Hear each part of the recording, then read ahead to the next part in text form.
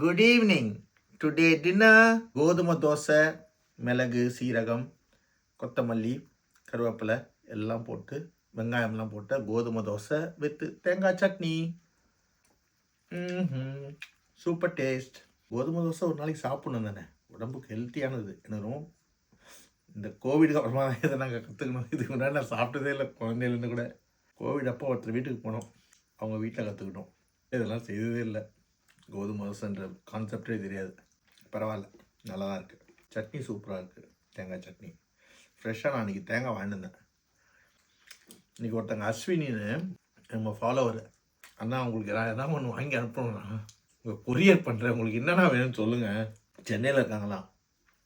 அதேமாதிரி கார்த்திக்னு அவரோட பையனுக்கு பர்த்டே நேற்று தௌஷிக் அவர் பேர். Happy birthday Thaushik, God bless you கண்ணா. கார்த்திக் சன், நான் மறந்துட்டேன், இப்போ தான் பார்த்தேன் உங்கள் மெசேஜை. God bless you, God bless you.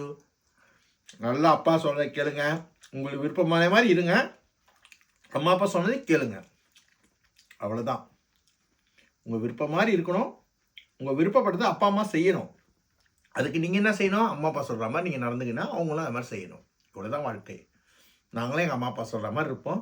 குறும்புலாம் பண்ணணும் அந்த வயசுக்கு ஏற்றது. அந்த அஸ்வினிக்கும் சிஸ்டர் ரொம்ப நன்றி. இதுதான் அடிக்கடி சொல்லுவேன், இந்த உலகம் ரொம்ப அழகானது, அவங்கள மிஸ்யூஸ் பண்ணக்கூடாது. அதை நான் எப்பயுமே சொல்லுவேன். நம்மக்கிட்ட இருக்குன்னா நம்ம எதுக்கு அவங்கள மிஸ்யூஸ் பண்ணோம்?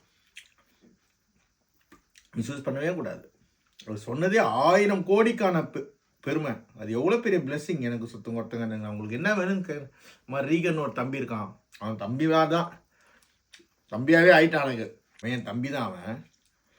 எல்லோரும் நல்லா இருங்க, நல்லா சாப்பிடுங்க. நாளைக்கு தான் இன்றைக்கி சூரசம்ஹாரம், நாளைக்கு தான் இது. எல்லோரும் நாளைக்கு நல்லா வடை பாயாசத்தோடு சாப்பிடுங்க, வாழை இலையில் போட்டு 2 பேருக்கு கொடுங்க. உங்களால் முடிஞ்சது எதாவது ஒன்று உங்கள் வீட்டு பக்கத்தில் ஏழையாக இருக்கவங்களுக்கு இது உங்களுக்கு கொடுங்க. அதுதான் தர்மம். பெரிய தானத்தில் தர்ம தானம் அன்னதானம். அதை செய்தீங்கன்னா உங்கள் குடும்பம், குழந்தைங்க எல்லாருக்கும் இயற்கை நமக்கு நல்லா செய்யும். கடவுள்லாம் ஒன்றும் இல்லை, நீங்கள் செய்கிற நன்மை உங்களை கண்டிப்பாக வந்து சேரும். அது இயற்கை கொடுக்கும். மழை பெய்யுதுல, சரி மரம் வச்சா மழை பெய்யுன்ற ஒரு கான்செப்ட் இருக்குல்ல, அது மாதிரி வைப்ரேஷனில் எப்படி வேவ்ஸில் ரேடியோ ஒர்க் பண்ணுது, அது மாதிரி நல்ல வைப்ஸ் கொடுத்தா நல்ல நிலைமைகள் நடக்கும். இப்படி தான் வாழ்க்கை. Thank you Kannamma, you are humble. Dosa and chutney. அவள் சாம்பார் இருக்கிறான்னா எனக்கு சட்னி இல்லையாடின்னு கேட்டேன். உடனே போய் சர்ச்சை வந்தா, அதுக்காக முறைக்கிறா. சாம்பார் தான் கேட்டேன், நீ கொடுக்க மாட்டேன்ட்ட. God bless you.